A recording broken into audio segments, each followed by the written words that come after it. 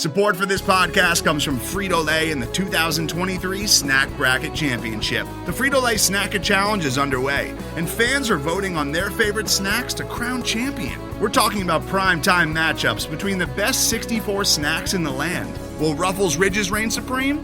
Can Doritos defend their dynasty? Or will Smart Food use their smarts for a surprise upset? Only you can decide. Get in on all the action for a chance to win up to $1,000 or a year's worth of snacks. Let your snacks be heard. Just go to fritolaysnacket.sbnation.com to vote and enter for a chance to win. No purchase necessary. Sweepstakes ends April 3rd, 2023. Void where prohibited. Year's worth of snacks awarded in the form of 52 coupons, each good for one bag of chips. See official rules at fritolaysnacket.sbnation.com. This is the Black Gold Banneret Podcast.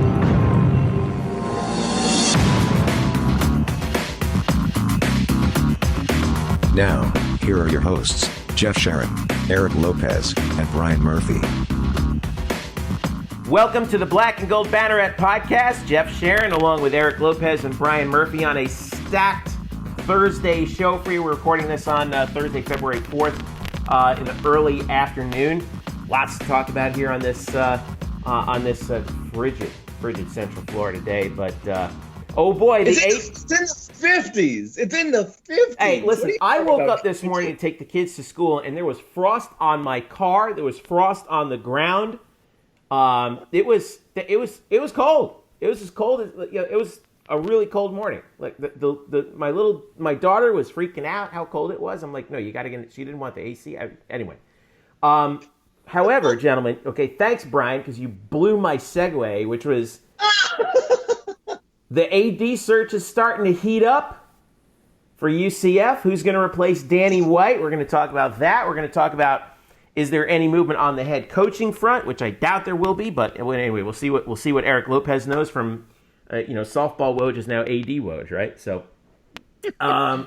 And we'll talk about what's left of National Signing Day, but UCF did get a couple things going on that, and lots more to talk about as well. Basketball, men's and women's, lots to talk about there. But let's start with this AD search. All right, President Cartwright is buried deep in the bunker, trying to figure out who he wants to run his athletic department. And Eric Lopez, there's we're starting to hear some. We're starting to hear some rumors about people who might be involved in this. Finally, we're starting to zero in from like speculation mode to okay, there's something starting to solidify here. So what are you hearing? What's the latest right now in the UCF AD search? Well, it makes sense here as we record this on Thursday morning. I think we're on the back end of this process search. I think the goal was, from what I was told earlier in the week, was that they would try to have somebody in place maybe by Friday. Now, and they have they've made the job public, and it says the job will close on Friday. Right. So Reddit, by the way, did you see they posted the actual? They did. The job. Did you apply, Jeffrey? I didn't apply. I'm sad about that. Maybe I should have, but the job is still open. Listen, you could apply. Murph could be your associate AD. I think that would Murph be. sounds really excited about the prospect of working for me in two different jobs. But anyway, there you go. But so I think more realistic. I don't know if it's going to come out by Friday, because from what I've heard, this is a job. And this is why I was not worried like a lot of people are. This is a very attractive job. This is attractive. From what I understand, some pretty good names. This is a pretty good list from what I'm told. So, and the beauty of technology with the Zoom is you could go through this process quicker than you did, say, 6 years ago when you had to fly to Atlanta, for example, and meet up with candidates and things like that. So I actually think that because of Zoom, this has helped speed up the process. I think we will have an AD in place by early next week at the latest. And I think the timetable you got to look for here, I could see an AD named, if not Friday, probably Monday, Tuesday range. And then at that point, I would not be surprised if you see the new head football coach probably be hired maybe a handful of days after that. So I think this next week is going to be real fast here. And, and to UCF's credit, they have done their research. They're doing the process. They're interviewing people. They're not going to rush into this because they understand this is an important hire. And I think that's the right approach to do and to make sure you get the right person for this job. And I think they're definitely handling that the correct way, with obviously the firm that we talked about last week in the process helping out. This will be a Cartwright decision, though. He will have final say on this, obviously. This will be his biggest decision as far as the athletic department is concerned since he's arrived here. So I think that's kind of where we stand as far as the timeline with this and what we think will go down. Do we have any inkling on who the lead candidates are right now? We don't, because I think they're kind of finalizing all that. There's been rumors of Eddie Nunez, the AD at New Mexico, who's a guy that I touted as a dark horse when we did our AD search candidates. This is a guy that is in the New Mexico AD, but spent 14 years as the deputy AD at LSU, helped really raise funds for the beautiful facilities at LSU. I've been to LSU. There is not a school that has better facilities in all sports. I'm not talking about just football. I'm talking about softball, baseball. It's arguably the best facilities in the country. He helped build that with fundraising. He was on the committee for all their hires in the Olympic sports and the basketball coach. He's obviously played for Billy Donovan at Florida, so he has a basketball background. But obviously being at LSU football. I've been told, people that know Eddie Nunez very closely, he is basically very much like Danny White. So if UCF is looking for somebody just like Danny White, that's not related to Danny White, that Eddie Nunez could be that guy, because he's got the charisma, the personality, and he's got the clout. Remember, Greg Sankey has spoken very high regards about him. He's very well respected. And so I think he's a name to watch that stands out. I've heard Mark Altnott, the Buffalo AD. Could it be that UCF goes back-to-back ADs from Buffalo for hires? Who knows? Buffalo UCF pipeline. Right, there you go. Doug Gillen, AD at Appalachian State, is a name that's been floated. But again, these are just rumors and floated. Zach Selman, who's a senior associate AD at Oklahoma, is another name. But again, these are just names that are being floated. We don't know who's the lead candidate. Credit to UCF. Credit to everybody involved. They've kept it pretty much hush. So there's not, hey, this is the clear-cut guy. This is not. One thing it's for sure, this is totally different than 6 years ago, where it was pretty much well known that this was Danny White's job to lose, basically. Yeah. Okay. So you're thinking, I remember about a week ago, people were thinking maybe the end of this week. It's Thursday, February 4th now. So you're thinking we're not going to hear anything Friday. We're going to probably hear something early next week, Monday, Tuesday. Yeah. My theory on this whole thing was, if this came out Friday, my thought is, it was probably going to be Scott Carr. If it goes into next week, it's probably going to be somebody that's not Scott Carr. That's kind of how I've kind of always thought about this. So if we hear something Friday, it's likely somebody internal, like a Scott Carr. If it's next week, I think it's likely somebody from the outside. Okay. That's just speculation on my part. But if I had to bet money, I would think it's more of a Monday, Tuesday, which would make sense. Think about it from a process. If you decide on who the person is, let's say they decide on Friday, you probably want to offer the job over the weekend, or maybe they want to think it over the weekend. If you're Cartwright and the people in the search, you want to think about who do you want to pick, and then you make the offer on Monday. So it depends on your school of thought.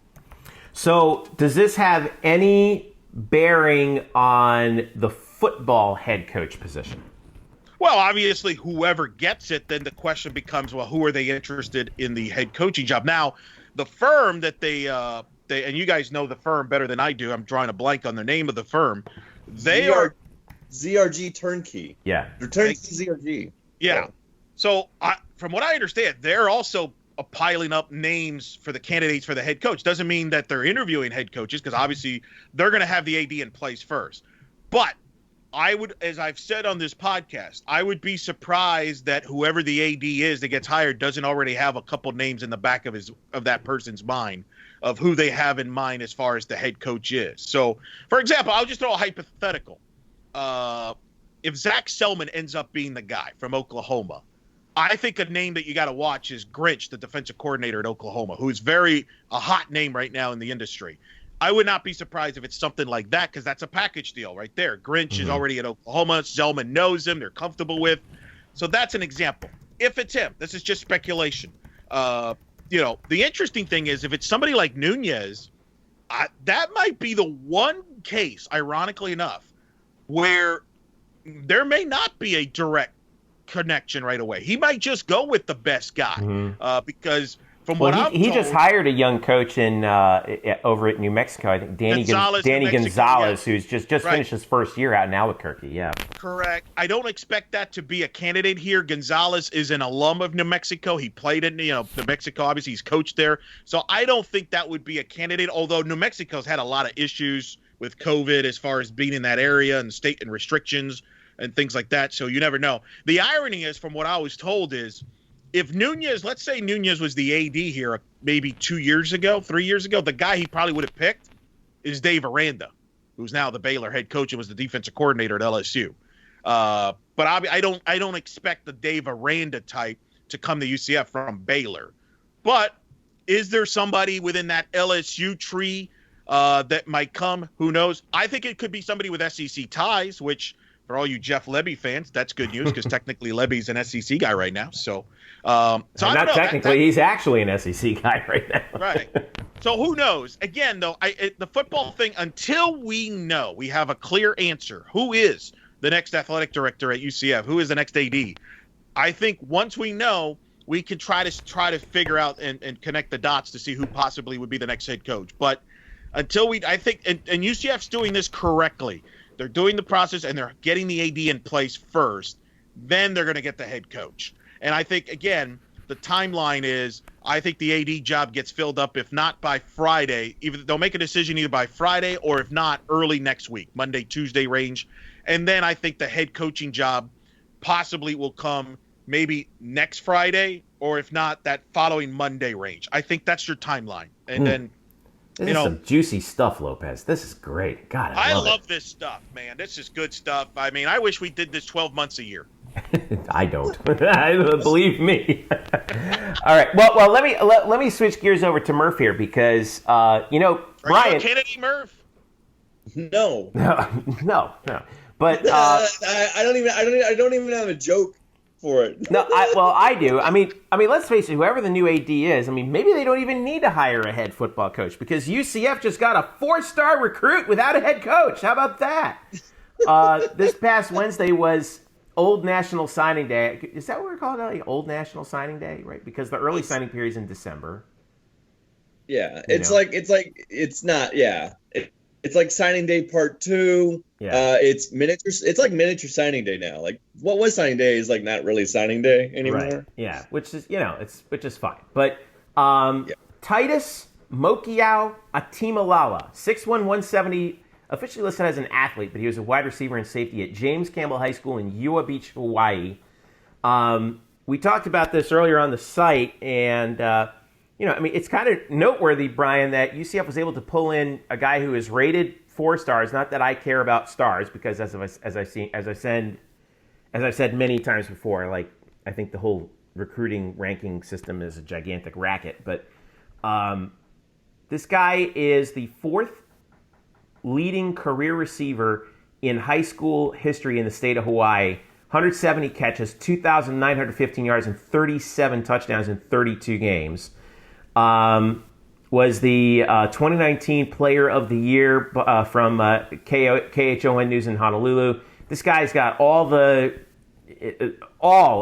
stats and things that you want from a receiver of this kind. I've seen his highlights. He's super fast, super physical. I don't think he gets that much credit for that. And then UCF also signed. How about following up this act? Like Thomas Zion, a defensive tackle, 6'2", 260 out of Atlantic High School in Delray Beach, Florida. Well, it's actually Zion Thomas, but Zion Thomas. Okay, I'm sorry. Zion. Sorry, Zion. But all right, Titus and Zion close out the class. How did UCF pull this off with no head coach? Well, okay. Well, there's two different stories to each player. So they're both pretty simple. So I'll run through it. Titus is here because of Dylan Gabriel. Okay. Let's be frank. Like Dylan has, I think, pushed really, really hard to get fellow Hawaiians to join him here at UCF, and he sort of has been really, really wanting Titus to come over here, and so I think that's how this really gets done. Like if Dylan Gabriel is not here, and if Titus doesn't have that connection, that familiarity to know that I'm going to go play with somebody who's going to throw me the ball, who I have known for years, then he probably doesn't come here. So that's how UCF gets a 4-star wideout without a head coach, because their quarterback basically did the recruiting himself. And so there's that. The Zion Thomas thing. He was actually. I have a funny story here. He was actually basically he's been under wraps since early signing day, and so I remember we talked to Shane Burnham, defensive line coach, after a couple days after the early signing period on December 16th, and so we're running through the defensive linemen that UCF has signed, like Matthew Alexander and Malachi Lawrence, Javion Gill, a bunch of guys they signed. And so he's running through each name, and he brings up Zion. And he's talking about Zion and what he does well and everything like that. And then he stops, and there's like a pause, and he goes, "Wait, guys, I think I screwed up." And that's because Zion didn't actually want to make his commitment known until the latter signing day, because I think this day in February would allow him to get together with more people and actually celebrate it more than in the early signing period back in December. So here's Burnham going on and on and on and on about this kid that they know they've signed, but he can't say anything about that. Oopsies. And yet he forgets to keep it under wraps. And so basically you can go back. I know they have all the videos from all the press conferences all year long on the UCF Athletics YouTube. Like, you can go back. I believe it was December 18th when this happened. And that portion of it has been completely omitted from the tape because that was not supposed to be a public record. So yeah, the Thomas thing has been finished for a while. But Dylan Gabriel is the reason why they got Titus. All right. So just a quick question about Titus. All right, I'm seeing 6'1", 170. That's the exact same size as Trey Nixon, right? So so are we expecting him to basically be Trey Nixon's replacement? Doesn't he look like Trey Nixon too? Like, it's sort of like his gait and the way he runs. Like, yeah, I did look at the YouTube video and I'm like, that's Trey Nixon. I did. Now UCF lists Trey at 6'2", but like, he looks like Trey, and he's much more of a deep ball threat, down the field guy than sort of the quick crossing routes guy, quick screen routes guy, which is what Trey specialized in as well. So yeah, they needed a wide receiver. They needed a deep threat, but I did not expect Titus to look so much like Trey Nixon. He really does, and I guess that skill set does match up well with him too. Boy, that's really interesting. Well, all right. So the recruiting class is all set. I don't think we'll see any more later signees, even though it is a signing period. But everyone wants to sign up early, and I think that's pretty much done. So now we wait for spring ball and see what happens with that. So it'll be weird, I'm sure, but hey, we're all in it. I know we talked about when the AD is going to be hired and everything. Because we're recording this podcast on Thursday now at noon, like, I feel like the hiring has to come tomorrow. That's the way this thing works. When we record a show, big things happen. Right. That's a good point. Immediately after we stop recording. Now we've already set the standard. So if that is the case, make sure you follow us at UCF_Banneret on Twitter. Follow Brian at Spokes_Murphy. Follow Eric at Eric Lopez. And we'll try to break the story like we did with the biggest story. Forget this AD search. Forget the head coach. Oh, yeah, some search. scoopage. Some That's scoopage right. this week. Okay, let's talk about that real quick. So a little shoe leather journalism, Murph, always gets the job done. So Parker Boudreaux, all right? We looked at the UCF roster. We noticed that he wasn't there. Is he? So what's the story? Is he? Are we going to see him on NXT next Thursday? Like, what's the deal? Why are you forwarding it to me? I didn't. Wow, what a slap in the face. Murph getting the wrestling questions. Well, unbelievable. Okay. Eric Lopez, you were on this. A little shoe leather journalism by you. Jesus. So, what do we know? What do we know about Parker Boudreaux right now? So this is what we know. Like you mentioned, he is not on the UCF football roster. That was confirmed. We confirmed it with the multiple people on that. That was the most important part. That was confirmed to us by UCF, right? Yeah, that's kind of important, people. That's as good a confirmation as it gets. It's called journalism. It's old school journalism, if you will. Why did you say journalism like a Cajun lawyer? Because I was trying to do a Dusty Rhodes impression, and it just didn't work out. So your Dusty Rhodes impression sounds like a Cajun lawyer. Because, Jeff brought up NXT. They're doing a Dusty Classic. So Parker posted a photo on Sunday during the Royal Rumble with Eva Marie, who is a former WWE superstar, female, who has been rumored to come back to WWE, has not come back yet, but has been rumored to. And so Parker, and he's even changed his deal where he's now in California. There was kind of a bogus report about possibly him debuting with Brock Lesnar as his son. I debunk all that stuff. But I do think I do think he has a wrestling contract. And I think what happened here is I think the WWE said, we want you now, forego your eligibility at football, and you could train with us, and we might even have a spot for you, an on-air role. Because one of the things WWE has done is just because you're a developmental guy does not mean you can't be on camera. For example, an AJ Styles currently right now has this guy that's a bodyguard, Osmo. His name is Osmos. I forget what his name is, but he's 7 feet tall. He's a big, tall guy. Well, he's more of a guy that's just developing still, but he has an on-air character, is basically like the bodyguard for AJ Styles. So I wouldn't be surprised if Parker at some point this year debuts on TV, but not necessarily wrestle. So I think he's in wrestling. I don't think we're going to see him on UCF football unless something just goes south as far as the wrestling's concerned.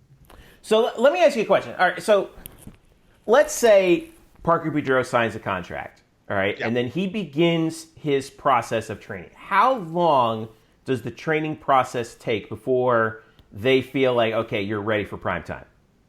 Each individual is different. I know that sounds like a cop-out answer, but it is true. Some guys, like Kurt Angle, for example, was fast. Like he's one of the fastest. He was an Olympic wrestler. I mean, he knew how to wrestle. Right, but he figured it out. He figured out the differences and things like that. Brock Lesnar obviously is another example, but you're right, they had a background. Some guys, it takes them a while. So really that's going to be up to Parker. How much can he grasp quickly? The thing that works in his advantage, and Murph knows this from covering wrestling like I have, he has a great physique and he has a great look, and WWE loves that. So they will Vince really loves that. I know that. Right. Vince McMahon likes big, beefy men. That is something I think we can all say without a shadow of a doubt. That's correct. So from that standpoint, I think he will get a quicker look than, say, our boy Cal Bloom, for example. I think Parker, believe it or not, is probably a bigger prospect than Cal Bloom because of the physique. Now, that's been a controversial thing in the industry. Some people are bothered by that because obviously there's a lot of talented guys that are not very tall. And some would argue that's kind of hurt the industry right now because we keep giving big physique guys title shots that Murph hates, like Goldberg, every year, right, Murph? Well, I mean, Goldberg should have been put out to pasture for 20 years. There you go. I just want to get Murph. Well, yeah. Well, you're talking about guys like my dude CM Punk, right? Correct. That's a great example. Right. CM Punk was a guy who's not a big physique guy, and he felt he got shortchanged because of that, among other many different things that we just won't get into because this is not a wrestling podcast. But nonetheless, against the will of some. But anyway, it will be one once Parker Boudreaux debuted. Right. Anyway, so the question is going to be, when does he debut? I personally think if he does debut, it's going to be NXT, unless they go with a big storyline in WWE where he's maybe like, do they go? I don't know if they're going to go with. I don't really buy the fact they're going to go with the angle of him being the son of Brock Lesnar. Stupid. That's ridiculous. I just think you're. But then again, Murph, this is the creative writing that WWE has been doing. I have no opinion about it. So it is. I mean, the writing is crap, but that is a ridiculous trash angle. But that would get him TV quicker if they went that route. The other angle, he did pose with Eva Marie. If Eva Marie were to come back, could Parker be like her sidekick, if you will, some type of side role? Not necessarily bodyguard or something like that. Right. Not necessarily wrestle, but just be on TV and get exposure that way while behind the scenes he's developing. It kind of reminds me of a Braun Strowman who used to be with the Wyatt family but didn't wrestle much, but he was a big 7-foot guy, and he was like a big presence. Maybe that's what they have in line. I think it'll happen at some point this year. I don't know how soon. There were reports from wrestling sites that he was backstage at NXT January 20th. That's been reported by multiple sites. So if I had to guess, he probably signed something right around that time period, which probably would explain why he's no longer in the UCF roster. I'm disappointed in you, Jeffrey, because a lot of this stuff is going around your backyard there at Full Sail. Be on the lookout, man. Come on. I haven't been in my office like since March. Like they sent me home. Excuses. I have no insider information here. Unbelievable. So that's anyway. Unbelievable. So we'll see what happens with that. But podcast listeners, contact us and let us if you actually enjoy this kind of conversation. If so, we'll have lots more of it. All right, Don't expect him to announce because people are like, don't expect him to announce that he's joined whatever, because that's not what you do in wrestling. You want to surprise people. So be careful what you believe on social media from that standpoint. So that's my advice. All right. Well, you can follow. By the way, we got breaking news because you asked me earlier. This is a non-wrestling story. You asked me earlier about the head coaching situation. Mm-hmm. We can officially cross off one guy off the list. Tony Elliott has just signed a contract extension with Clemson. He will be staying. He's the offensive coordinator. He is going to stay at Clemson through 2026. After July 1st, he will start making $2 million a year. I was going to say, he's probably making a lot more money after that. So. Yep. So we can scratch him off the list. All right, so Tony Elliott's out. Well, we know that much. Process of elimination. Everybody else, still in. All right. Take a quick break. When we return, we'll talk hoops. Men's hoops, what's going on? Brian's going to break that down, and then Eric and I are also going to break down women's hoops who are struggling with COVID right now. And what does that mean for both these teams as we now approach, we're heading toward mid-February. So, all right, we'll be right back. It's the Black Gold Banneret Podcast. Don't go away. Today's episode is brought to you by Cars.com. With over 2 million vehicles and 50,000 more added every day, Cars.com will match you with the perfect car for you, your budget, your life, your style. And if you're ready to say goodbye to your current car, Cars.com will get you an instant offer to cash it in. Just start by entering your license plate and get matched with a local dealer who will write you the check. So whether you're looking to buy or sell, just go to Cars.com. It's magical. Welcome back to the Black and Gold Banneret Podcast. Jeff Sharon, Eric Lopez, Brian Murphy with you. Let's turn our attention to basketball, and it's been a rough ride for Johnny Dawkins and the men's team. We knew this would be the hard part of the schedule, where UCF is now through 3 of a 4-game stretch over 8 days. And after the win at home against ECU on the 27th of January, they go at Wichita and then at Memphis for 2 in a row. Remember, that one of them is the makeup game from the Memphis game that was supposed to be in Orlando but was wiped due to COVID, so they moved it to Memphis, so it's like a back-to-back there. And then UCF has yet to face Tulsa on the 6th, which is Saturday. But the Knights have lost all 3 games on the road so far. Right now, this team's in a rough spot. They have lost 8 of the last 9, going back to the Houston game, which was before New Year's Day. I mean, it's hard to believe at the time when they beat Florida State, like you were telling me off air, Murph. When they beat Florida State in Tallahassee, they beat Cincinnati at home, and this team was 3-1. And if you told me that they would be 4-9 at this point, I would be like, what in the world happened? But the Wichita game, so real quick, just to recap, the Wichita game, 93-88 in overtime. In a very curious game how it played out. Then they go to Memphis, they get blown out on Monday, 96-69, a game that they were just not in from the very start. But then, last night, again against Memphis, kind of an odd situation where they're playing them on the same floor twice in 48 hours, and Knights had a lead at some point during this game, and they kept fighting, but ultimately Memphis just had their number in the final 75-61. I mean, it's good to see the pride that they had in actually, and not rolling over to a team that really rolled them a couple days earlier rather. But anyway, what's going on with this team right now? What are we learning? What is going wrong? Well, Jeff, on this road trip, this team has now committed, doing the quick math in my head, I believe it's 72 turnovers in 3 games. Oof, boy.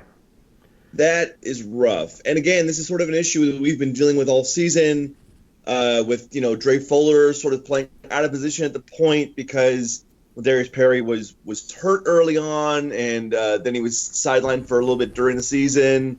Tony Johnson's been out for the entire year, and now that loss of Tony Johnson is like magnified. It's like magnified every game because boy, this team could use another point. Use a guy who could really handle the ball, other than Darius Perry, and they don't have one. What the most interesting part of this road trip to me has been the Wichita State game on Saturday. It's a game that they should have won, like hands down, up by 8 at the under 4 timeout. And I remember tweeting at that time, all they have to do is hang on to the ball because they were having some turnover issues. They ended up turning the ball over 23 times in that game against Wichita State, which at that point was the season high. And so I'm like, just hang on to the ball. Sure enough, they come out of the timeout. Wichita State starts to press them, and they turn the ball over on 4 consecutive possessions. And during this time, Darius Perry does not come off the bench, and you imagine he's the guy you want on the floor to sort of steady things. They leave Dre Fuller in at the point. Darius Perry plays hardly at all in the second half and only comes into the game at the very end of overtime. And so it was just amazing to see how it all unraveled so very quickly. But then it just seemed like there was such an easy way to solve it if they had put their better ball handler on the floor. But they go into overtime. They're up by 5 in overtime with 2.5 to play, and sure enough, they can't hold on to that either, and they end up losing to Wichita State. After the game, we asked Johnny Dawkins his decision to stick with Dre Fuller at the point, not play Darius Perry, and he was pretty simple about it. He just said that Dre was playing better, deserved to be on the floor. I asked Johnny what he thought about Dre Fuller's ball handling. Said he's getting better, still making too many mistakes, yada, yada, yada. And I don't mean to be flippant about that, but the fact is, I don't understand what he was seeing. I really don't. I don't understand what Johnny was seeing in that game to make him believe that Dre Fuller was the better point guard to have on the floor at that time. We've talked all season, and Johnny has too, about how Dre is playing out of position at the point. They're having to put him there out of necessity, because they only have one true point guard on this roster. So when Darius is out of the game, Dre has to go there. And so, but when you have Darius available to sort of not put him on the floor, when you know Wichita State's going to press, and you squander both of these leads, it really boggles the mind. And so the explanation wasn't very satisfying. It's one of the very few times I can ever remember disagreeing with Johnny Dawkins about any of his coaching decisions. I think we've been a big proponent of Dawkins, how he doesn't get enough credit for what he's done for this program, the success they've had. Even in their down years, they've still been pretty successful. But this game, to leave Dre Fuller out there, knowing that Wichita State was going to ramp up the pressure, it just seemed like coaching malpractice. I just didn't understand it. Yeah. Well, the lack of a point guard, I think, right now, aside from Darius, is really, I mean, the numbers bear out that it really is hurting UCF right now. And you can see that in the statistics. Right now, UCF is 327th in the country in assist-to-turnover ratio. They're tied for 303rd in assists. When you look at the conference statistics, they're last in the American in assists, last in the American in turnover margin, last in assist to turnover ratio. I mean, it's all, and there's really no other way anyone can explain it other than, there's only one Darius Perry. And I think that also speaks to how important Tony Johnson was going to figure in Johnny Dawkins' plans this year. And then when he went down, at halftime in that freak injury during the Auburn game, even though UCF won 3 of their first 4, including that opener,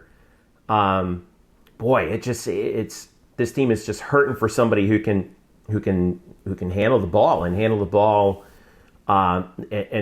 and take good care of it.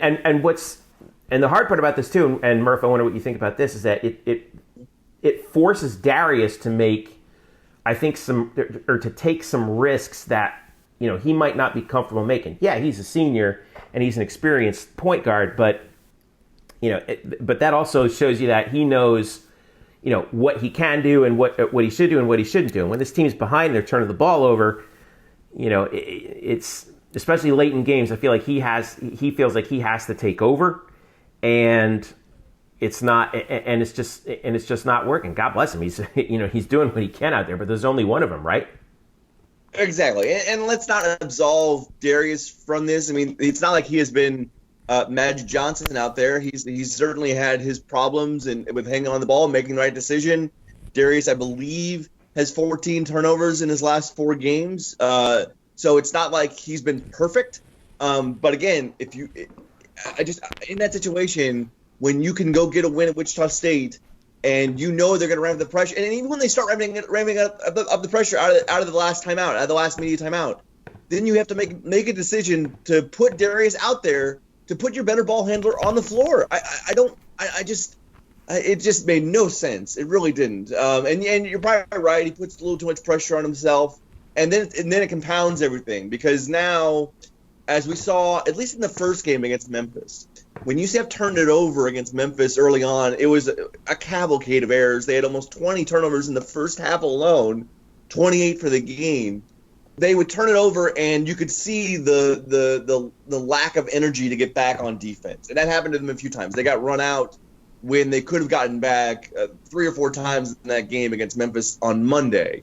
So you don't want that to bleed over. And then, to their credit, it really didn't bleed over on Wednesday night, where they played better. You talk about they had a slight lead in that game for a little bit, like 90 seconds, I believe. But they were down by 4 in the latter stages of the second half, twice.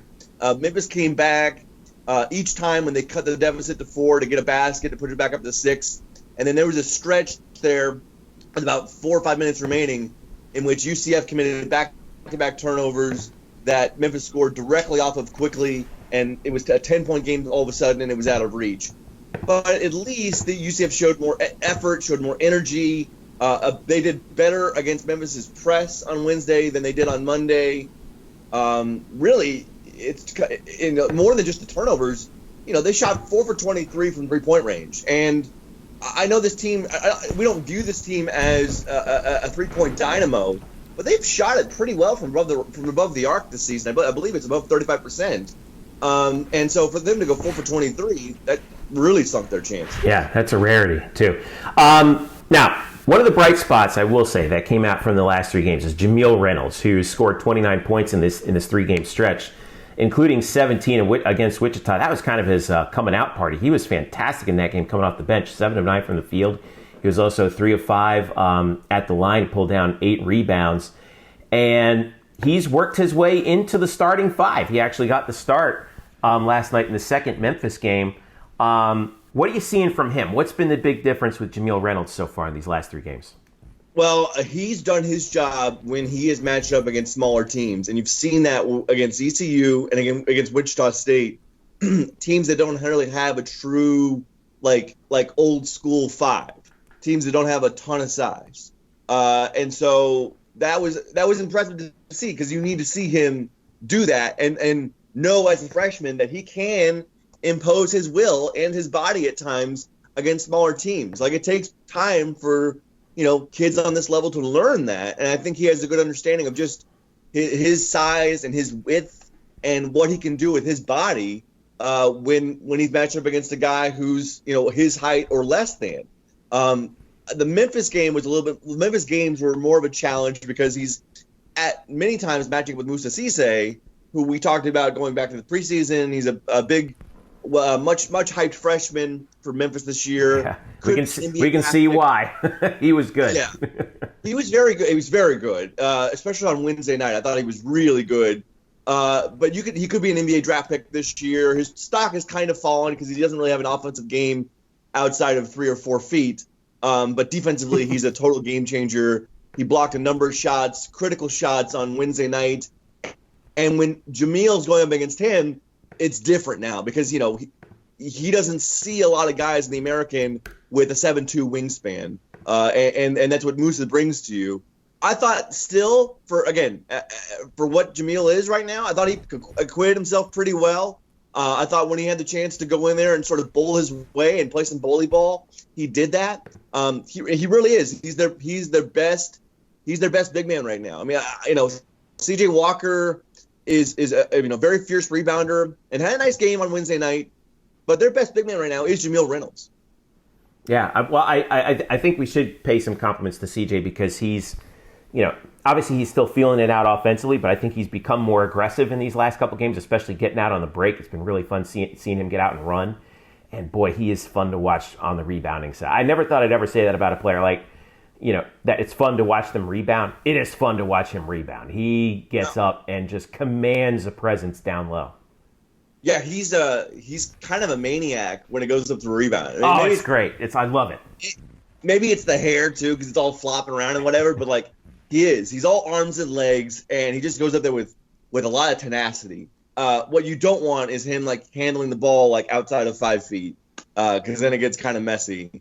Yeah. But in close to the rim, he can do that, and that's what he did on Wednesday night. UCF did a really good job of breaking press on Wednesday. We're able to get up the floor quickly and get the ball into CJ's hands for like easy dunks, and that's basically how he got to his 15 points, which I believe it was a season high, so his most at UCF and his second most in his college career, if you include last season at Oregon. So, it was at least good to see UCF show improvement on that end, because there's a pretty easy book on how to guard this team right now, and it's you pressure them as much as possible. So the more they can show that they can withstand that pressure and then break it and lead to easy hoops, that bodes well for the future. Now you've got to shore up your defensive end. Yeah, well, I'm really looking forward to seeing it. I think those two guys right there, Jamil Reynolds and CJ Walker, next year, oh boy, that's going to be a problem in the front line for anybody. I mean, and Isaiah Adams has had a really tough time here against Memphis, but let's not forget about him. He was very good against Wichita State. Yeah, he's showing major flashes. That was his best game, I thought, since Florida State, right? Yeah, I would say so. He and Jamil Reynolds, it was amazing. In that game against Wichita State, I think at one point they were 12 for 16 for 26 points and 10 rebounds at some point in the second half combined, and like those are true freshmen. And so you got, we don't know, who could, if anybody leaves early or whatever. But let's say they don't. You've got CJ Walker's a sophomore, Darren Green's a sophomore, Dre Fuller Jr. is a redshirt sophomore, and then you've got the freshmen. With Jamil and Isaiah, and Tony Johnson's a sophomore. I mean, there's a lot of young talent on this roster. Yeah. All right. Well, let's look ahead to see what they've got coming up, because they play at Tulsa on Saturday, 6 p.m. ESPN2 or U. They haven't picked which one they're going to do that one, and then they're back home for Wichita on Wednesday at 7. And that's on ESPN Plus. So, right now I haven't even looked at the standings in the American, unfortunately. But, well, they're closer. They're closer now than they were 24 hours ago. Yeah, because Houston went into East Carolina. The number 5 ranked Houston Cougars went into East Carolina and lost to the Pirates. I don't understand. I saw your tweet last night too from this, and he was like, "You're like, I don't get this," and I'm like, I got nothing, man. I don't know how ECU, who's 8-6. I mean, okay, they're decent, but 2-6 in the league. The one thing that I think kind of frightened me a little bit about ECU when we played them a couple, last week was they are a big team. They have, I think, 3 guys who are 7 feet tall. 2 of them play regularly. And I guess that just really bothered Houston. But now Houston and Wichita are tied in the loss column. And, Tulsa right now, they're actually having a pretty decent year, 6-5 in the conference, 9-7 overall. And, but we saw, from what UCF did, was Wichita could be had if you get them. And I certainly think that they could be had here in Orlando. That's not going to make the game easy, but, I don't know. This conference I think you're right. This conference just got a little bit tighter, didn't it? Yeah, I mean, I don't think we want to draw too many conclusions off of one game. Why would we not want to do that, Brian? Come on. I know. It's usually what we all want to do. I mean, it's just an amazing endpoint. It's an amazing data point of like, remember that one time where like Houston went to Greenville against a team that UCF had just beat, and then lost to them. Like, that's just nuts. I mean, I don't think all of a sudden we need to re-examine this conference. It's still Houston's to win by a large margin. They're by far the best team. It's not close. But it makes things a little more interesting in the standings. We talked last week about who's the second best team in this conference between SMU, Wichita State, Memphis. The way Memphis is playing, not only against UCF, but the way that Memphis is playing defense this year, along with their sort of up-tempo style of offense, they looked really impressive. Like, their defense this year is no joke at all. And so maybe they're number 2. But at least it's a little bit closer in the standings. That makes it fun. Yeah. Well, Memphis, believe it or not, they're only 5th in the conference in field goal percentage defense. Or excuse me, no, what am I doing? I'm looking at the wrong stats. That's completely wrong. But yeah, that team is going to be. I mean, we knew they were going to be talented, and here they are. So it's going to be fun. It's going to be fun. All right, let's switch gears over to the women's team. Lopez, you're here, right? Where'd you go? I am. Hey, there he is. I'm just, while you guys are taking care of basketball, I'm a team player. While Murph was covering men's basketball, I was watching NXT just for Parker Boudreaux Oh, boy. I hope you guys appreciate the sacrifices I do for all of you. Yes, I appreciate the tremendous sacrifice you're making watching professional wrestling. But I want to talk about the women's team here because, lo and behold, COVID has caught the Knights. 3 games postponed on the slate. Obviously, their last game that they played, I'm going to pull up the schedule. Where is it? I think I lost it. But they've had 3 games actually postponed due to COVID-19, including the Super Bowl Sunday game at noon against USF. Yeah. That's a huge bummer because, they're 9-2 right now, 5-1 at home, 7-1 in the league. But their last game was last Wednesday against ECU, so they lost the game at Wichita. They lost the game at Memphis, and not lost, but those games were canceled or postponed rather. And then the South Florida game got postponed too. So right now their next slated game is Wednesday, February 10th, next week at home against Wichita State, which is supposed to be the return game. The other games have not been rescheduled yet. I'll put it to you, Eric. What does this do to this team now that was riding pretty high? They'd won 4 in a row. Their only loss was by 3 at Temple in conference, which is freaking Temple. They just, I don't know. It'd be great if we just never played there ever again. But yeah, I mean this puts this season right now on the brakes, doesn't it? Yeah, and it's really unfortunate because they were headed to a showdown with USF at home. There was going to be that, this is really for the conference title. And now ESPN2 and everything. Right now, the big question's going to be, they're going to reschedule it. The question is, when do they reschedule that game? When does it get played, and where does it get played? That's my big concern. I mean, we saw what they did with the men. I mean, they decided, hey, let's move the Memphis home game over to Memphis for back-to-back. I hope they don't do that for the USF. I don't think they should. That's a shorter trip, obviously, than Memphis.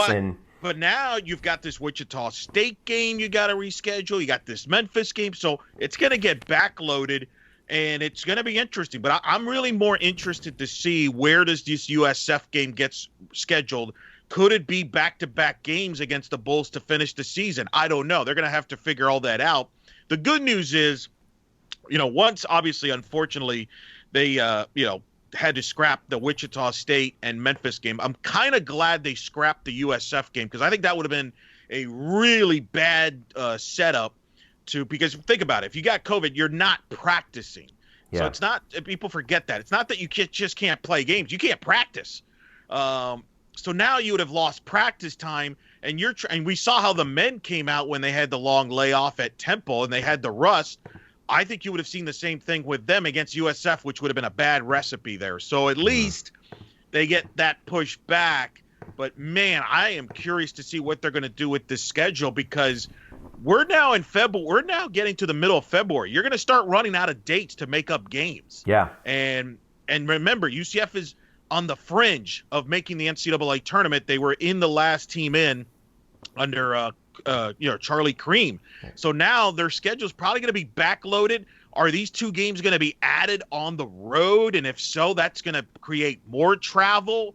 So this is a concern moving forward long term. But the main thing is you hope they're healthy and you hope they're at full strength by the time whenever they get back on the court. All right, so I'm checking the standings right now. UCF is in second place, alone in second place. They're 7-1. USF is in first. They're undefeated in conference and 10-1 overall, 7-0 in the league. Now, this is interesting. I saw this at the bottom. Did you see this at the bottom of the standings? The American has declared a forfeit win for USF against Memphis for conference standing purposes only as a result of the scheduled game from January 17th that was not played. The team's overall records are not affected. Now, Memphis is now 2-4 in the league, but I think that's actually an interesting call there by the league in terms of like them actually doing that. I've never seen that before. How do you think that might play into it with UCF? So that's very interesting. But again, we're now in February, and this might apply to the men's side too. Is if we see more postponements, we might see similar things happen here because again, you're running out of dates to make up games. Mm-hmm. One last note on the women's team too. You know that this is the number 2 team in the country in scoring defense.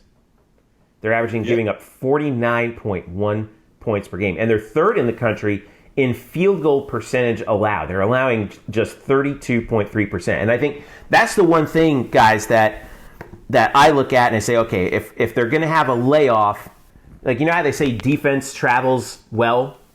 Well, I think defense actually, gets through COVID delays well overall. So if that's sort of the epicenter of the team, then I think that could bode well for UCF when they come back again on February 10th against Wichita State. And coincidentally, guys, that's also exactly 2 weeks since their last game, which was the win against ECU at home. So we'll have to wait and see until next week. Wichita State, that game's on ESPN Plus, by the way, 5 p.m. on Wednesday on ESPN Plus. All right, take a break. When we come back, we'll talk a little bit more grab bag stuff. We'll catch you up on volleyball. We'll catch you up on tennis and golf. And a couple other things in the works as well here on Black and Gold Banneret Podcast. Stick around. We'll be right back. Welcome back to the Black and Gold Banneret Podcast. Jeff Sharon, Eric Lopez, Brian Murphy with you here. Follow us on Twitter, UCF_Banneret, Facebook.com/Black and Gold Banneret, and of course, blackandgoldbanneret.com, where we are the home of the UCF Knights on the SB Nation Network. All right, some baseball news to talk about. New assistant coach, Greg Lovelady, announced the hiring of Chris Cates to be the new volunteer assistant coach. He replaces Andy Barquette, who moved on to the Chicago White Sox. Cates, formerly a shortstop at Louisville, interesting, from 2004 to 2007. He comes over from the University of Tampa, where he was an assistant before. But the big news, Brian Murphy, we got us a baseball schedule, don't we? Yeah, let's go. Here we go. Games that might be played, or maybe, let's hope. Let's see. Well, all of a sudden, we're 2 weeks away. We got February 19th. UCF has 3 against FAU. Strangely enough, one of them is in Orlando, and then the next 2 are in Boca. Stetson comes to town. UCF goes to Ole Miss. Liberty's coming here. UNF's coming here. Jacksonville's coming here, and then they dive into conference play. It's interesting if you go to the UCF website. They list the games, the non-conference games individually, and then you get to the conference portion of the schedule, and it looks like they just list them as one game, but actually it just says right below 4 games in 3 days. We just don't know exactly how we're going to do that. But UCF does start the conference season April the 1st at South Florida, and then they have South Florida coming here for 4 and 3 on April 16th through April 18th. The season goes through May 22nd. The Knights finish up with Houston also coming here to Orlando are Wichita State and Memphis. All right, first look at the schedule, Murph. What do we think? Is there some potential here for some movement in the national picture, or is it pretty much just like, hey, let's just tread water for right now and get to conference play and let the chips fall where they may? Well, I think, like usual, UCF has sort of put together a pretty challenging slate. There are 19 games here against teams. 19 of the 56 games will come against teams that made the tournament. The last time we actually had an NCAA baseball tournament in 2019. They got Ole Miss, who's been a top 10 team recently, was fantastic last year, has won the SEC tournament a couple years ago. Liberty's on here. They were a 40-win team a couple years ago. So that UCF has always done a pretty good job of putting together a schedule where they face good competition. I think everybody remembers what happened last year with Auburn down on the plains, and so you're kind of hoping for a repeat here when they travel to Ole Miss from February 26th to the 28th. And then we only have, I think, 6 midweek games. This is a schedule that is very much booked toward the weekends and grouped together so as that your usual midweek opponents, your FAUs, your Jacksonville, stuff like that, those midweek games are basically being put into weekend sets so as to avoid a ton of travel in between facing each other. And that's why you see, like, FAU, they start here in Orlando on February 19th on a Friday. Then they go to Boca for the next 2 games on Saturday and Sunday. That's because they want to get all those games in with that team, but obviously spread it out. 2 and 2 for each of these opponents. So two at home against Jacksonville and 2 at home against FAU. I believe it's 2 at home against North Florida. But then they also play there at Jacksonville, at North Florida, at FAU on the road as well. Yeah. They want to group all those games together so that those games get done with without all those other teams traveling somewhere else and possibly getting a COVID outbreak where the future games would be postponed. So you have a lot of games being clubbed together, and then as we talked about since the scheduling format came out back in December, it's gonna be 4 games in 3 days during the conference slate. The conference slate begins in South Florida on April 1st, Thursday through Saturday. So for every conference weekend this year, either if it starts on a Thursday or it starts on a Friday, you'll have 1 game followed by a doubleheader the next day, and then the finale, the 4th game on the 3rd day of the series. So that Thursday, that the series at USF on April 1st, they would play the doubleheader on Friday, which would be the middle day of the series, wrap it up on Saturday. Most of these series, as is per usual, would be played Friday through Sunday with a doubleheader on Saturday. At least we have a schedule. Let's see if we can actually play it. That'd be great. Who knows? I think we all understand that we can't take anything for granted. Well, 4 games in 3 days is a blast, but boy, that's going to take a roll on your pitch. That's going to take a toll on your pitching staff every week, isn't it? Well, it's going to be fascinating to see how, again, Greg Lovelady, wins with his bullpen. Always has. And UCF has done a really good job of always having a pretty good bullpen. And so, there are some questions there this year with how do they replace Jeffrey Higginson. I get that. But the bullpen still looks pretty good. Now it's about how do you go about managing it over the course of these 4 games in 3 days that, is going to be something to watch. And certainly it's going to be something that, I don't know when we're scheduled to talk to Greg Lovelady. It'll be here soon, I imagine, hopefully next week. But it's one of the first questions you have to ask him is this new scheduling format, how does it sort of change, the way you use your bullpen? Sorry about that, Eric. You were going to ask a question. Well, I got to first of all say, I think this is a very creative, one of the more creative schedules under the circumstances we have that I've seen. Because I think part of the reason to doing home and homes like they're doing with FAU and North Florida is you basically, all you got to do is bus on the road and back. You're not staying at a hotel. So you're saving money that way, and it's saving as far as the protocols and things like that. So from a financial standpoint, it makes a ton of sense, and you're playing good competition at the same time. And I also think, don't you think, Murph, part of this playing these 4 games like they are, even if it is home and home, is to prep for the conference, because the conference is going to be a 4-game schedule, and I think Greg's the type that wants to prepare for that. And what's unique about this, and I hope when we get to talk to him. Last year, he did a 4-game series with Siena and CSUN. So it's not like I wonder if a part of him likes having 4-game series instead of having a 3-game weekend series and a midweek. I think a part of him likes just having the 4-game series and not have a midweek. I could be wrong. We'll find out when we talk to him. But I find it very intriguing schedule from that standpoint. And I think it's pretty creative from a cost efficient standpoint, safety standpoint, under the circumstances, because he probably had to kind of be on the run as far as trying to make up some games that for games he probably lost. I mean, you might like a doubleheader every now and then during the weekend series, sort of get games in. Do you like it 8 weekends in a row? I guess we'll find out. I don't know if that's going to be the case. It's going to be taxing. I guess the good part there is, again, in weeks where you would usually have a midweek game there, you don't, because again, those midweek games are all being clustered toward the weekends now. Most of them are being clustered toward weekends. So once conference play starts in April 1st.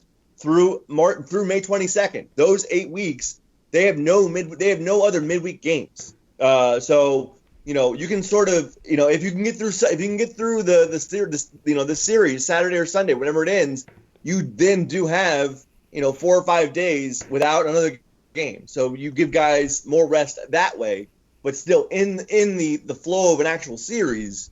I don't know how much they're going to love playing all those doubleheaders on consecutive weekends. By the way, every team in this conference plays each other once, and the only team that UCF will see more than once is, of course, USF. They have a home and home.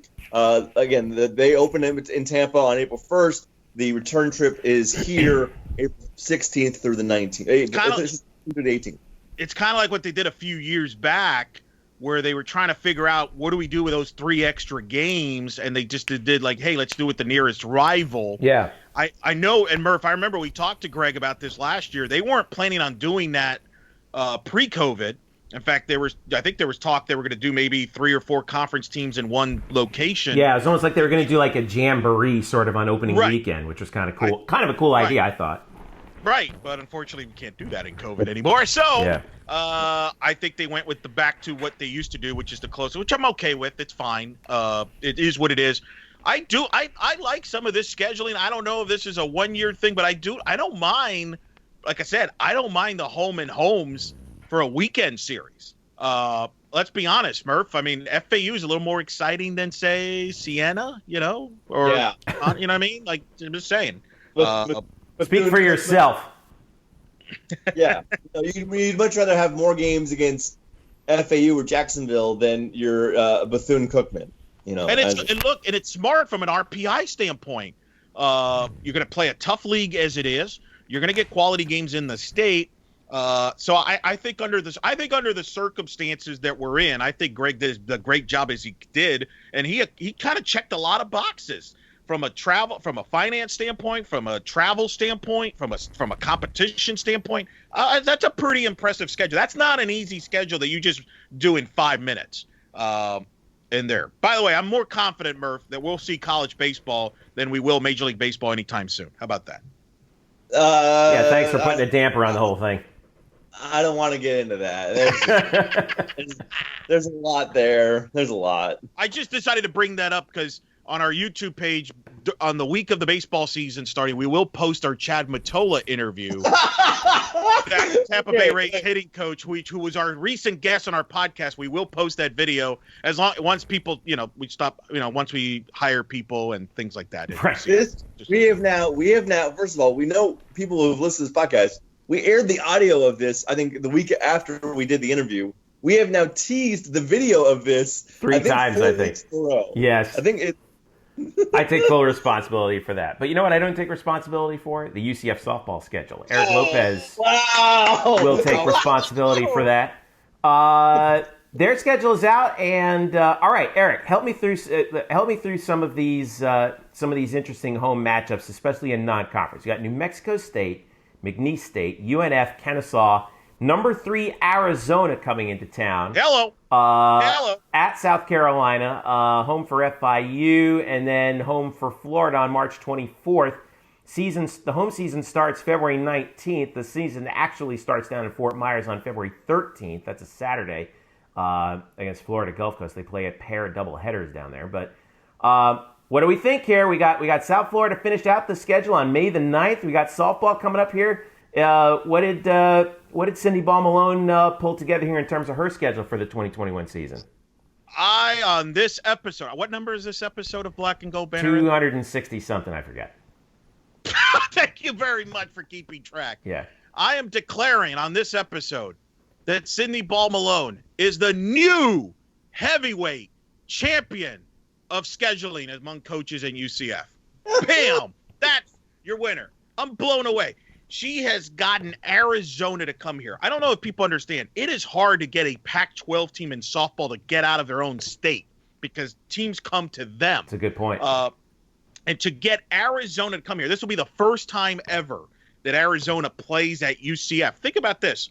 Prior to Coach Ball Malone, in the first 18 seasons of UCF softball, only one Pac-12 team ever played at UCF. That was Utah.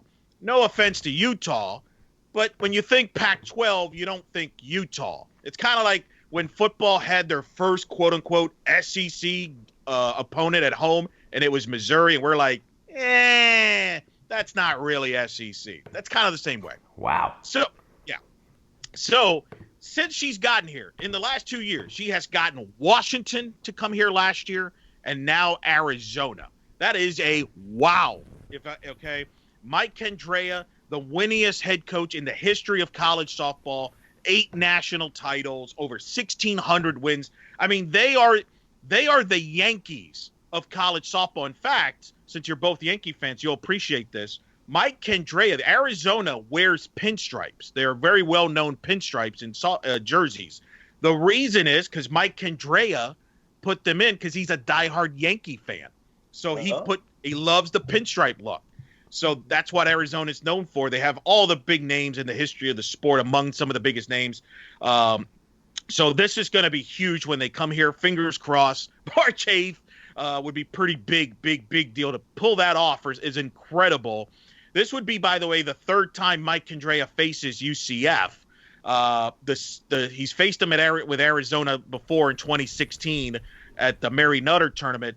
He was the head coach of the U.S. Olympic team in 2008 when they played UCF in Altamont Springs and beat them 1-0. So there's some history with Mike Kendrea, but he is the winningest softball head coach ahead of Carol Hutchins of Michigan. And once he plays, UCF can claim they have had the winningest softball head coach of all time coach at the complex and the winningest baseball head coach of all time coach at UC in a game at UCF with Mike Martin Sr. of Florida State. So that's a pretty cool little neato stat for you there. But other notes from the schedule, you mentioned they go to South Carolina. They're top 25. At Ole Miss, Jamie Traxel's the new head coach there. 2 SEC teams. First time ever that UCF and Florida will play a home-and-home schedule in the regular season. They usually play one game at somebody's house 1 year, and then they alternate each year.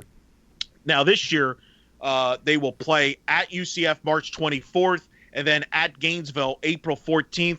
Credit to Tim Walton, who, by the way, cheap plug, is my guest on today's episode of In the Circle podcast, softball podcast, In the Circle SB on Twitter. Thank you. He's my guest there. But credit to them for scheduling each other for a home and home. I think that helps both sides in this climate. Good top competition. Could be a top 25 showdown. UCF obviously ranked in the top 25. That's huge to get a home and home with Florida. They're very loaded. They're top 10 in the country. South Carolina, as I mentioned, top 25. Just like baseball, by the way, the American Conference going to a 4-game series as well. They will play a doubleheader. It is not necessarily a guarantee that it'll be Saturdays. Some of these doubleheaders will be either Friday. Some might be on Saturday. That is still to be determined. But they're going to go 4-game conference series. Final weekend of the regular season, UCF is scheduled to host South Florida. That could be for the American Conference Championship on that. Also, McNeese State, Southland Conference champ. They're a top 25 caliber team. You mentioned New Mexico State. New Mexico State, Kennesaw State. She scheduled 7 teams that were in the top 50 in offense in 2020. So the pitching staff's got their I don't know if that was by coincidence or are we going to see fireworks at the yard this year, Eric Lopez, or what? Maybe. I hope not. I hope our pitchers can stop them, but it could be. I mean, our offense is pretty loaded. But New Mexico State's a WAC title contender. Kennesaw is ASUN contender. So what she's done is she's also scheduled teams that are favorites to win these mid-majors that maybe the casual fan doesn't know about. So she's stacked up the schedule, and that's impressive considering obviously games that she's lost. Think about the games she's lost. Imagine what she could have had in the original schedule. But still, very strong schedule. That is the one thing that's clear for her. She will play you anywhere, anytime, any place. She is the new heavyweight champion of scheduling. I have to clear. All right, so we got. I'm actually looking forward to that. For that Arizona game. You could say that you've seen the baseball and the softball winningest head coaches of all time if you're out there in person. I will have to write it on my calendar. I'm sure I'll be busy. Oh, wait a minute. No, I probably won't be because probably won't be out of the house. I probably won't be able to go anywhere else. March 8th. Monday, March 8th, 3 p.m. Arizona. That's going to be. It's a Monday, Murph. Nice day. Monday. Yeah. Monday. Weather should be nice. When is the conference basketball tournament? When am I? When am I? Oh wow, that's a good question. When is that tournament? It's probably that week, but it's probably not until Thursday. Yeah. Leave it to Murph to stump us right on the air here. But like I said, it'll be the March 8th. The women's basketball championship is March 8th through the 11th, while the men's are March 11th through 14th. Yeah, right. Murph, which one are you going for? You know, which one? Well, again, we've talked about this. If I show up on the 10th and I get there on the 11th, I could see the first. I could see the end of the women's tournament and the first round of the men's tournament. Hey. And you, depending on how things go, you could be back real soon. I could be back before any games were played because that's what happened last year. Yeah. By the way, Jeffrey, 20th season of UCF softball. Very fitting. They're going to Boca to play a figure, right? I mean, right? Exactly, the place where UCF won their very first conference title back in 2005. So that's correct. So we hope, by the way, we will have Coach Ball Malone next week on the Bannerets. That's right. At some point for a special softball preview show. Coming, baby. Let's go. Ready to roll, Murph. Let's go. Speaking of previews, if you haven't checked out our volleyball preview with Todd Dagenet, you should, because his team is off to a 3-0 start. They knocked off UNF over the weekend, swept them both times at home and to get to 3-0 on the season. UCF's next match Friday at 2 against Tulane. They got to remember they're playing division only and they're double dipping with each team in their division. So Tulane Friday at 2 and then Saturday at 2 at the venue. The Saturday match is going to be, or rather all home matches will be on ESPN+. Your boy is going to be on the mic for the Saturday match, guys. So I'm looking forward to that. Can't wait to see. Can't wait to get back to the venue and do that. Also, they added a match with Jacksonville on Tuesday, February 9th. That's at Jacksonville to sort of make up for the one match against Stetson that got canceled on Thursday, January 28th. So a little late addition to the schedule there. And be on the lookout this week because we'll have our soccer previews as well. Eric Lopez, we spoke with Tiffany Roberts-Sahadak yesterday to preview her team. I love that. She is fantastic. Definitely one of our favorite interviews of all time. I love talking to Coach Tiffany. They actually opened their season with an exhibition on Sunday at 1 against Miami. And then the regular season starts on Valentine's Day at Temple. Tiff was joking about how cold it's going to be up there. I don't know, maybe.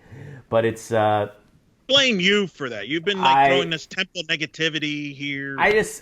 Gosh. I mean, it's always cold and miserable up there in Philadelphia. It's like, geez. And, anyway. And now the men's soccer team, their season starts on Saturday as well, their actual regular season. And they start with, they're playing, of course, only 10 conference games. And they're opening with Tulsa at home on February 6th. That's, of course, Saturday on ESPN+. 5, 6, 7, 8, 9, 10 games overall in the schedule. So they're playing everyone else in the conference home and home. All right, which is good for the round robin. No non-conference games this year for them. But it's going to be Tulsa's usually a pretty tough opponent. And then they have South Florida.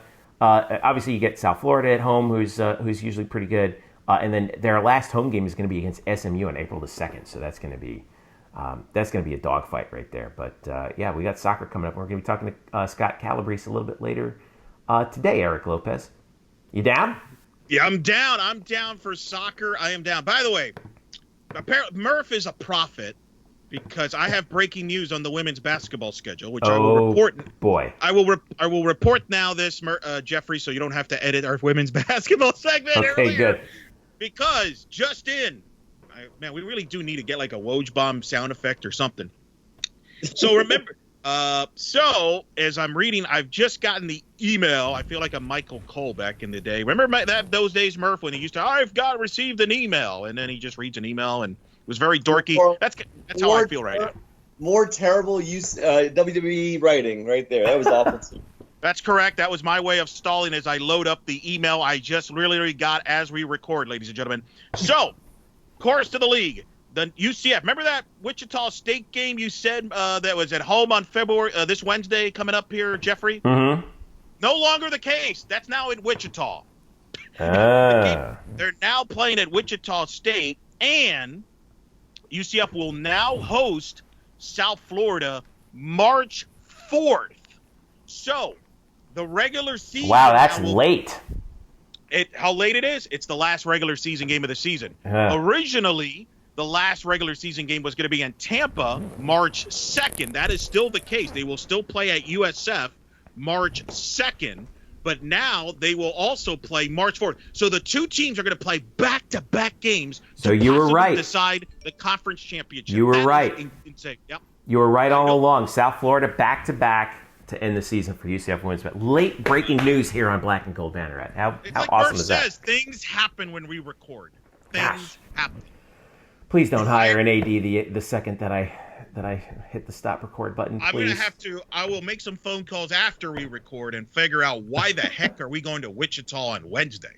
But, All right. That part I don't get. Unless, I guess the only thing they could think of is that, well, they were supposed to go to Wichita, but now they lose a home game unless they're going to make up that Wichita home game later. I don't know. I'm going to have to make phone calls later, but move on. That's the big news. So UCF USF now will finish the regular season with a home and home. All right, cool. So that will be, so there you have it. We'll have updates for you. Of course, follow us on Twitter at UCF_Banneret and Facebook.com/BlackandGoldBanneret.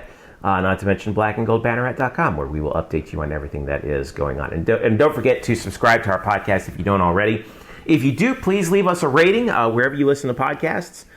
If you don't, make sure you follow us wherever you get your podcasts. If it's on Apple or Android, whatever it may be, make sure you subscribe and tell your friends about us too, so that we can bring more UCF sports to you, our loyal podcast listeners. So, as we wrap it up here, lots to talk about. We'll be keeping an eye on the AD search and, of course, the head football coach search and any other schedule updates with basketball as they become available on all of our outgoing channels for content. For all of us here at Black and Gold Banneret, especially Eric Lopez and Brian Murphy, I'm Jeff Sharon saying thank you so much for listening. This has been the Black and Gold Banneret Podcast. Keep an eye on us on Twitter, and we'll catch you a little bit later next week with our soccer previews as well as our next show. We'll see you then.